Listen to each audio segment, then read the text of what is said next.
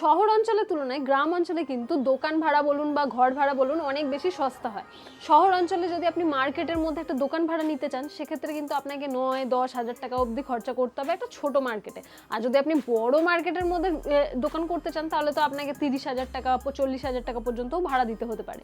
কিন্তু আপনি যদি গ্রামের মার্কেটে বিজনেস করতে চান, সেক্ষেত্রে কিন্তু আপনার দোকান ভাড়া অনেক বেশি কম পড়ে, যেমন 3-4 হাজার টাকাতে কিন্তু ভালো মার্কেটে দোকান করা যায়।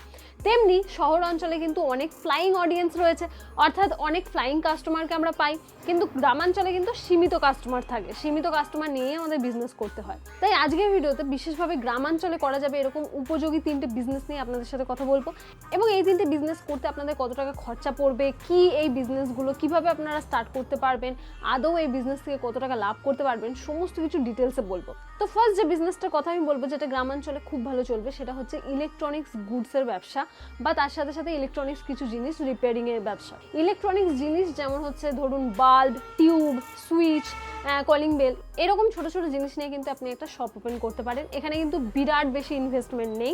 এখন আবার এরকমও সিস্টেম চলে এসেছে যে ইলেকট্রনিক্স গুডসের যে কোম্পানিগুলো হয়, সেই কোম্পানিরা কিন্তু আগে প্রোডাক্ট দোকানদারকে দিয়ে দেয় এবং দোকানদার সেটাকে সেল করে পরে সেই টাকা মেটায়। মানে বুঝতে পারছেন যে আপনার নিজের পকেট থেকে টাকা যাবে না, কোম্পানি আপনাকে সেই প্রোডাক্টগুলো দেবে, আপনি সেগুলো সেল করবেন এবং ধীরে ধীরে কোম্পানিকে সেই টাকা শোধ করবেন। এরকম সিস্টেমে কিন্তু এখন ইলেকট্রনিক্স দোকান চলছে।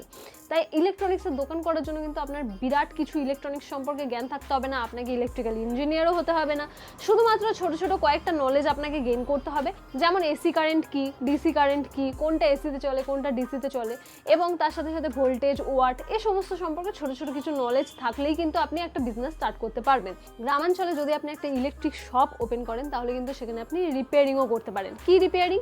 আমার দোকানের পাশে একজন ব্যক্তির দোকান রয়েছে, যিনি কিন্তু একটা ছোট্ট গুমটির মধ্যে কিন্তু তিনি সিলিং ফ্যান রিপেয়ারিং বলুন বা টেবিল ফ্যান রিপেয়ারিং বলুন বা মিক্সি মেশিন বা ইন্ডাকশন যে কুকওয়্যারগুলো হয় সেইগুলো রিপেয়ারিং করার বিজনেস করে। এবং আপনি ভাবতেও পারবেন না, সে রাত 10টা, 10:30, 11টা অবধিও কিন্তু দোকান খোলা রাখে এবং কাজ করে, তাও তার কাজ শেষ হয় না। আপনি যদি নিজে সব কাজ না পারেন, তাহলে প্রথম কিন্তু আপনি একটা মিস্ত্রি রাখতে পারেন, যিনি আপনার হয়ে আপনার দোকানে এই রিপেয়ারিং সার্ভিসটা প্রদান করবে, তার বদলে আপনি তাকে কিছু মাইনে দেবেন। যে কোনো গ্রামাঞ্চলের যে মার্কেট এরিয়া রয়েছে, সেখানে যদি আপনি একটা ইলেকট্রিক শপ ওপেন করেন, তাহলে কিন্তু খুব ভালো চলবে। তার কারণ মার্কেটের মধ্যেই কিন্তু গ্রামের, মানে আপনার গ্রামের, তার আশেপাশের আরও গ্রামের মানুষরা কিন্তু ইলেকট্রিক্যাল জিনিসপত্র কিনতে আসে। প্রতিটা ঘরে কিন্তু ইলেকট্রিকের সমস্ত জিনিসের প্রয়োজন পড়ে, যেমন ইলেকট্রিকের তার বলুন বা ইলেকট্রিকের পাইপ বলুন, যে কোনো জিনিস, যেমন 0 পাওয়ারের বাল্ব বলুন বা যে কোনো টিউব বলুন বা ইলেকট্রিকের যে কোনো জিনিস, টুনি লাইট বলুন, সমস্ত কিছু আপনি আপনার দোকানের মধ্যে রাখতে পারেন। এর স্টক তোলার জন্যও কিন্তু আপনার বেশি খরচা হবে না। আগেই বললাম যে কোম্পানিরা আপনাকে দিয়ে যাবে, আপনি সেগুলো সেল করে পরে টাকা শোধ করবেন, এরকমও হয়। আবার কিছু কিছু জিনিস যদি আপনি নিজেও স্টক তুলতে চান, যেমন ধরুন আমি টুনি লাইটের উদাহরণ দিচ্ছি, ধরুন কোনো কালী পুজোর সময় আপনি হিউজ পরিমাণে একটা স্টক তুললেন টুনি লাইটের, তাহলে কিন্তু আপনার প্রচুর সেল হবে।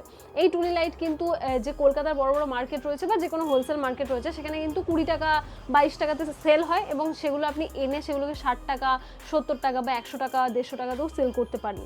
এই মার্কেট কিন্তু প্রচুর বড়। যদি আপনি গ্রামাঞ্চলে থেকে থাকেন, তাহলে অবশ্যই বলবো যে চেষ্টা করুন একটা ছোট্ট দোকান ভাড়া নিয়ে সেখানে ইলেকট্রনিক্স একটা শপ ওপেন করার। আর আগেই বললাম যে ইলেকট্রিক শপ ওপেন করার জন্য কিন্তু আপনাকে ইলেকট্রিক সম্পর্কে অনেক বেশি জ্ঞান অর্জন করার কোনো প্রয়োজন নেই, ছোট ছোট কিছু বিষয়ের জ্ঞান অর্জন করলেই চলবে। গ্রামে বিজনেস করার কিন্তু অনেক রকম সুবিধা রয়েছে, তার মধ্যে একটা বড় সুবিধা হচ্ছে মার্কেটিং খরচ সেরকম হয় না।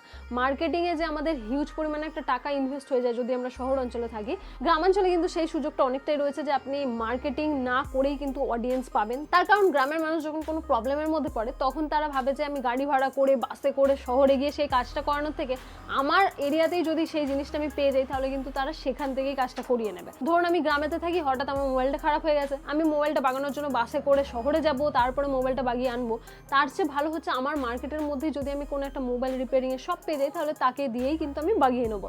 জাস্ট আমি উদাহরণ দিলাম। এরকম ছোট ছোট জিনিস আপনারা ভেবে দেখবেন, মানুষ যদি গ্রামের মধ্যেই সেই সার্ভিসটা পেয়ে যায় যেটা মানুষের অভাব রয়েছে, তাহলে কিন্তু মানুষ আর কষ্ট করে শহরে যাবে না, সময় ব্যয় করে শহরে যাবে না, আপনার কাছ থেকে কিন্তু সেই সার্ভিসটা নেবে। সেকেন্ড যে যে বিজনেসটার কথা বলবো এটা কিন্তু প্রচুর চাহিদা রয়েছে শহর অঞ্চল বলুন বা গ্রামাঞ্চল বলুন সব জায়গাতে, সেটা হচ্ছে ডিজিটাল সেবা বা গ্রাহক সেবা কেন্দ্রের বিজনেস। যখন থেকে SIR চালু হয়েছে তখন থেকে তো আপনারা দেখতেই পাচ্ছেন যে কি পরিমাণে গ্রাহক সেবা কেন্দ্রের চাহিদা রয়েছে।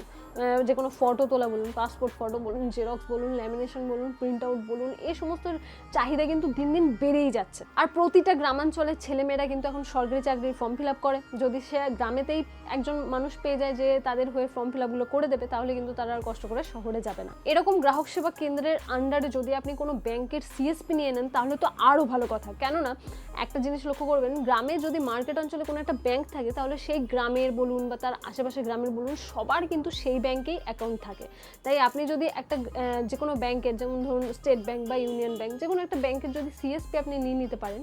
CSP কীভাবে নেয়? CSP নেওয়ার জন্য কিন্তু একটা পরীক্ষা দিতে হয়। তো সেই পরীক্ষা দিয়ে সেই রেগুলেশনসগুলো মেনে যদি আপনি একটা CSP নিয়ে নেন তাহলে কিন্তু খুব ভালো হবে। সে আপনার গ্রামের অঞ্চল বলুন বা আপনার আশেপাশে গ্রাম বলুন সবাই কিন্তু আপনার কাছেই ব্যাংক অ্যাকাউন্ট ওপেন করতে আসবে। তার সাথে সাথে আপনি ডিজিটাল যে সেবাগুলো রয়েছে সেগুলোও আপনি প্রদান করতে পারেন। এটা কিন্তু একটা জাস্ট কম্পিউটার আর একটা প্রিন্টার নিয়ে কিন্তু বিজনেসটা স্টার্ট করা যায়। আর এই গ্রাহক সেবা কেন্দ্র স্টার্ট করার জন্য কিন্তু আপনাকে কোথাও বিশেষভাবে কোর্স করার প্রয়োজন নেই। আপনি যদি একান্তই কিছুই না জেনে থাকেন তাহলে আপনি এক কাজ করতে পারেন, শহর অঞ্চলে যে বড় বড় গ্রাহক সেবা কেন্দ্রগুলো রয়েছে সেখানে 1 মাস বা 2 মাসের জন্য কাজে ঢুকতে পারেন। তাদের কাছ থেকে কিন্তু সমস্তটা আপনি শিখে নিতে পারেন। বা যদি কোথাও কোর্স অ্যাভেলেবেল থাকে, আমার ঠিক জানা নেই, যদি কোথাও কোর্স অ্যাভেলেবেল থাকে তাহলে আপনি কোর্সগুলোও করে নিতে পারেন। তাছাড়া আমি বলবো পার্সোনালি, যেটা আমার অভিজ্ঞতা থেকে বলবো, সেটা হচ্ছে এই বিজনেস করার জন্য কোনো রকম কোর্স করার প্রয়োজন পড়ে না। এগুলো জাস্ট প্র্যাকটিস করার প্রয়োজন পড়ে এবং দীর্ঘ সময় যদি আপনি কোনো কাজের মধ্যে ব্যয় করেন তাহলে কিন্তু আপনি এমনিই সমস্ত কাজগুলো শিখতে পারবেন। তো আপনাকে কোথাও গিয়ে কোর্স করার প্রয়োজন নেই। চাইলে আপনি বড় বড় সাইবার ক্যাফে যেগুলো রয়েছে, ডিজিটাল যে সেবা কেন্দ্রগুলো রয়েছে, সেখানে কিন্তু আপনি কয়েকদিনের জন্য কাজে ঢুকতে পারেন। 3 নম্বরে যে বিজনেসটা বলবো, এই বিজনেসটি কিন্তু আমার বাবাই একসময় করতো যখন তিনি বেঁচে ছিলেন। তো আমার বাবা কিন্তু ফলের ব্যবসা করতেন। তো ফলের ব্যবসায় কিন্তু প্রচুর লাভ, আপনি আন্দাজও করতে পারবেন না যে ফলের ব্যবসায়ীদের কত বেশি লাভ হয়। আপনার যদি গ্রামে বাড়ি হয়ে থাকে তাহলে আপনি লক্ষ্য করে দেখবেন যে গ্রামেতে কিন্তু প্রতিটা মানুষেরই বাড়িতে অল্প বিস্তর জায়গা জমি থাকে এবং তারা সেখানে সবজি চাষ করে থাকে। যেমন ধরুন সিজনাল যে কোনো সবজি, টমেটো, বেগুন ইত্যাদি চাষ করে। তারা কিন্তু কখনো ফল চাষ করতে পারে না, তার কারণ সব ফল কিন্তু সব মাটিতে হয়ও না। আর ফল চাষ করা কিন্তু সবজি চাষ করার মতো ইজিও নয়। ফল মেনটেনেন্স কিন্তু অনেক বেশি কঠিন। তাই ফলের বিজনেস কিন্তু একটা ভালো জায়গা হতে পারে গ্রামাঞ্চলে যদি আপনি বসবাস করছেন। জাস্ট লাগবে আপনার একটা ভ্যান এবং 10 কেজি করে যদি আপনি 3-4টে ফল তুলে নিতে পারেন তাহলেই কিন্তু আপনি বিজনেস স্টার্ট করতে পারবেন। আর ফলের যে কোনো বিজনেসে কিন্তু প্রচুর লাভ।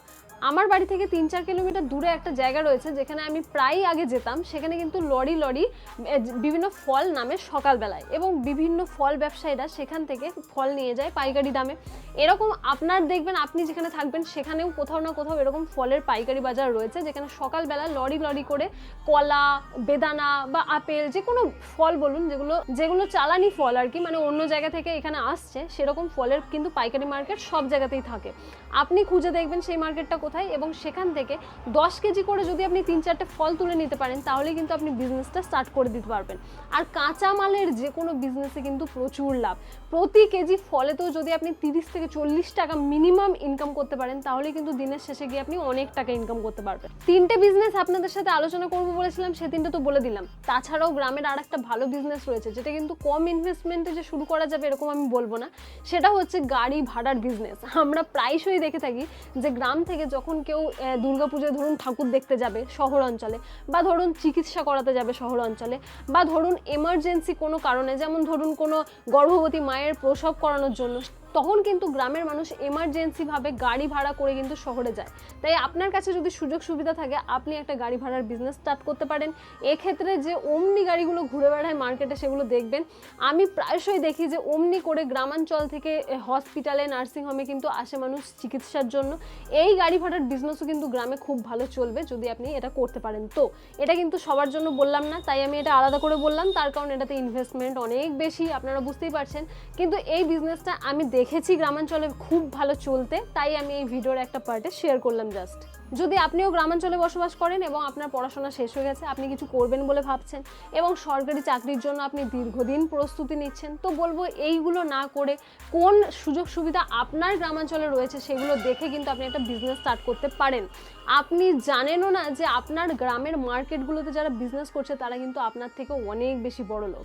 তো যাই হোক, আজকের ভিডিও এখানেই শেষ করছি। যদি ভিডিও ভালো লাগে তাহলে অবশ্যই একটা লাইক করবেন, আর এরকমই নতুন নতুন নলেজেবল ভিডিও দেখার জন্য আমার চ্যানেলটিকে সাবস্ক্রাইব করে রাখতে একদমই ভুলবেন না।